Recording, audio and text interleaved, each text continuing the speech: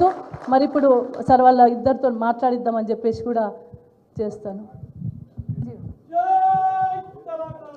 ఇప్పుడు యువ నాయకులు జీవన్ గౌడ్ గారు సార్ 2001 నుండి కూడా నాతో పనిచేస్తుండ్రు, మన ఆఫీస్లో కూడా పనిచేస్తారు, అడ్వకేట్, ఇప్పుడు వకీల్ అయిండు. అప్పుడు యువ నాయకులు అప్పటి నుండి నా దగ్గర ఉంటే పనిచేసి చిన్న తమ్ముడు లెక్క పెంచుకున్నాను సార్ నేను. ఇప్పుడు మాట్లాడమని చెప్పి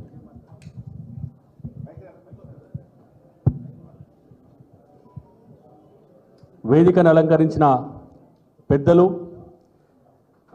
బీఆర్ఎస్ పార్టీ రాష్ట్ర రథసారథి గౌరవనీయులు వర్కింగ్ ప్రెసిడెంట్ అన్న రామన్న గారికి, మనందరి అభిమాన నాయకుడు అన్న హరీష్ అన్న గారికి, మరి పద్మక్క గారికి, సుభాష్ అన్న గారికి, షజరెడ్డి అన్న గారికి, మరి ఈరోజు ఈ చేరిక సందర్భంగా విచ్చేసినటువంటి ముఖ్య నాయకులందరికీ కూడా నా శిరస్సు వంచి నమస్కారాలు తెలియజేస్తూ ఉన్నాను. మొట్టమొదట సొంత గూటికి ఇక్కడి వరకు రావడానికి అధికార పార్టీని వీడి మరి అన్ని చేరికలు వేరు, ఈ చేరిక వేరు. సాధారణంగా మా దగ్గర గెలిచిన తర్వాత పార్టీలు మారి, గెలిచిన తర్వాత ముందటి వరకు ఉన్నటువంటి పార్టీని వదిలేసి అధికార పార్టీలకు వేరు. బహుశా తెలంగాణ రాష్ట్రంలో మొట్టమొదటి చేరిక కావచ్చు మెదక్ జిల్లా నుంచి. చరిత్రను తిరిగి రాయబోయే విధంగా మరి ఇంతకుముందు అక్కగారు చెప్పినట్టు కొన్ని ఇబ్బందులు ఉండే, కొన్ని బాధలు ఉండే, అవి బహిరంగంగా చెప్పుకోలేనివి. అన్న హరీష్ అన్నకు కూడా అన్ని విషయాలు తెలుసు. ఆ సందర్భంలో అది క్షణికావేశమా, చారిత్రాత్మక తప్పిదమా అనేది మేమందరం కూడా దాన్ని పునరాలోచనలో పడడం జరిగింది. 18 నెలలు యుగాలుగా గడిచినాయి మాకు. గెలిచిన 3 రోజుల నుండి నేనైతే గెలవగలిగిన, నాకంటే మించిన మొగోడ లేడీ ఎక్కడ అని చెప్పేసేటువంటి ఉత్తమ కుమార ప్రగల్భాలు వలికినటువంటి వారి కింద పనిచేయడం కూడా చాలా సిగ్గుమాలిన చర్యగా భావించినాం మేము. అరే గెలిచినప్పటి నుంచి నియోజకవర్గం అభివృద్ధి చూడరా నాయన అంటే అంటే సిద్దిపేట పోదాం పరి బండ్లు కట్టరంటారు. అరే సిద్దిపేట మనకెందుకు, ఎంబడబడి కొట్టి చంపుతారు మనల్ని, సిద్దిపేటకి ఎందుకంటే వెళ్ళి మనం అందరం సిద్దిపేట పోవాలంటాడు. గెలిచిన పని వదిలిపెట్టేసేయండి, సిద్దిపేటలో కార్లు కట్టుర్రి, బండ్లు కట్టుర్రి, లేదంటే హరీష్ అన్నని తిట్టుర్రి, లేకపోతే కేసీఆర్ గారు తిట్టుర్రి, కేటీఆర్ గారు తిట్టుర్రి. మనస్సాక్షి చంపుకోలేక, వాళ్ళని తిట్టే ఆలోచన లేక, హృదయం నుండి మాటలు రాక అనేక రకాల ఇబ్బందులు ఎదుర్కొన్నాం. అక్కడ ఉండాలంటే కేసీఆర్ గారిని తిట్టాలి, అక్కడ ఉండాలంటే కేటీఆర్ గారిని తిట్టాలి, అక్కడ ఉండాలంటే హరీష్ అన్నని తిట్టాలి, లేదా హరీష్ అన్న క్యాంప్ ఆఫీస్ మీదకి బండ్లు కట్టాలి. ఇటువంటి ఒక ఆలోచన విధానం ఉన్నటువంటి నాయకుల కింద 18 నెలలుగా పనిచేసి చాలా బాధపడ్డామన్నా మేము. చీటికి మాటికి చిన్న సందర్భం వచ్చినా కానీ కూడా హరీష్ అన్నని తిట్టాలి, లేకపోతే ఫ్లెక్సీలు కాలబెట్టాలి, లేకపోతే ఏదైనా ఒక విధ్వంసాన్ని సృష్టించాలి. నాయకుడు అనేటోడు అభివృద్ధి వైపు ఆలోచన చేయాలి కానీ విధ్వంసం వైపు కాదనేది మేము హరీష్ అన్న కింద నేర్చుకున్నటువంటి శిష్యరికంగా వాళ్ళకి ఎంతకాలం చెప్పినప్పటికీ కూడా మనసులో పట్టించుకోలేదు.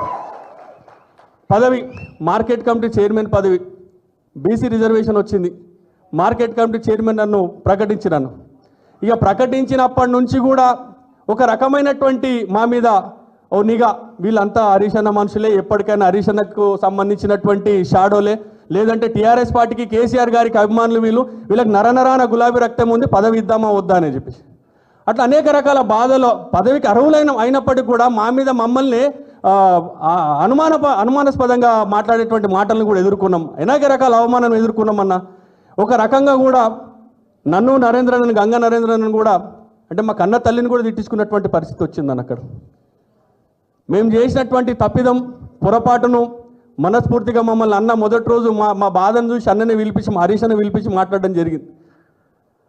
అన్నిచ్చినటువంటి ధైర్యం, ప్రోత్సాహం ఇక్కడి వరకు భవన్ వరకు నడుచుకుంటూ వచ్చినాం, మళ్ళీ సొంతింటికి చేరినటువంటి పరిస్థితి. కానీ మళ్ళీ టీఆర్ఎస్ పార్టీకి మెదక్ నియోజకవర్గ చేరిక ద్వారా రాష్ట్ర వ్యాప్తంగా మళ్ళీ కేసీఆర్ గారే తెలంగాణ రాష్ట్రానికి శ్రీరామ రక్ష పరిస్థితి నేటితోని మొదలైందని చెప్పి సందర్భంగా తెలియజేస్తూ ఉన్నాం. కృష్ణుడు భగవద్గీతలో ఒక మాట చెప్తాడు, పవిత్రానాయ సాధూనాం వినాశాయ చతుష్కృతాం ధర్మ సంస్థాపనార్థాయ సంభవామి యుగే యుగే. ఏ యుగముల అన్యాయం, అధర్మం ఎక్కడైతే విర్రవిగుతుందో ఆయా యుగములలో ఈ ధర్మాన్ని కాపాడడానికి, న్యాయాన్ని కాపాడడానికి నేను వస్తానని చెప్పేసి ఆనాడు కృష్ణుడు అర్జునుడితో ఈ విధంగా చెప్పిండు. ఇక్కడ ఉన్నటువంటి కృష్ణార్జునుల సమక్షంలో పనిచేయడానికి మేము అందరం కూడా సిద్ధంగా ఉన్నామని సందర్భంగా తెలియజేస్తూ ఉన్నాం. మమ్మల్ని తిరిగి హక్కున చేర్చుకొని బిడ్డలాగా, తమ్ముళ్లాగా ఆదరించి మరి బీఆర్ఎస్ పార్టీలో మమ్మల్ని మరోసారి కూడా మేం చేసిన పొరపాట్లే కావచ్చు, మేం చేసినటువంటి కొడుకు దారి తప్పితే తండ్రి సక్రమ మార్గంలో నడిపినట్టు మేము దారి తప్పినటువంటి దారిని మా హరీష్ అన్న తండ్రి రూపంలో మమ్మల్ని సక్రమైన దారిలోకి తీసుకొచ్చి తిరిగి బీఆర్ఎస్ పార్టీకి మీ సేవలు అవసరం అని చెప్పేసి మమ్మల్ని తీసుకురావడం జరిగింది. మెదక్ నియోజకవర్గంలో ఎమ్మెల్యే గారికి విజన్ లేదు, ఆలోచన లేదు. ఎన్నికల సందర్భంగా హరీష్ అన్న చెప్తుండే ఆర్డబ్ల్యూఎస్ తెలియదు, ఆర్ఎండ్బి తెలియదు, పిఆర్ తెలియదు, ఏం తెలియదు, రాబోయే వానికి ఏం ఓట్లు వేస్తారని చెప్తుంది. అర్థం కాలే. అప్పుడున్నటువంటి పరిస్థితి, అప్పుడున్నటువంటి ఆవేశంతో అంటే ఒక రోడ్డు మీద నిలబడతాం, ఏ బస్సు వస్తే ఆ బస్సు ఎక్కాలని ఆలోచనతో ఎక్కేసాం, పోయినాం. కాకపోతే వెళ్ళే ప్రయాణం తప్పుడు ప్రయాణం అని ఆలోచన చేసి తిరిగి మేము ఈ సొంత గూటికి రావడం జరిగింది. మమ్మల్ని ఆదరించి ఇంత పెద్ద కార్యక్రమాన్ని ఏర్పాటు చేసి అన్న రామన్న మరి హరీష్ అన్న అక్కగారు ఆధ్వర్యంలో తిరిగి టీఆర్ఎస్ పార్టీలో చేస్తున్న సందర్భంగా వారికి నా శిరస్సు వంచి నమస్కారాలు తెలియజేస్తూ భవిష్యత్తులో మెదక్లో టీఆర్ఎస్ పార్టీ బీఆర్ఎస్ పార్టీ పునర్నిర్మాణంలో భాగంగా మేము అందరం కూడా కలిసి పనిచేస్తామని మేము మాటిస్తూ కేసీఆర్ గారు ముఖ్యమంత్రి అయ్యేంత వరకు కూడా ఆర్నిషలు శ్రమిస్తామని మరోసారి మీ అందరికీ తెలియజేసి అవకాశం ఇచ్చిన వేదికకు ధన్యవాదాలు తెలియజేస్తున్నాను.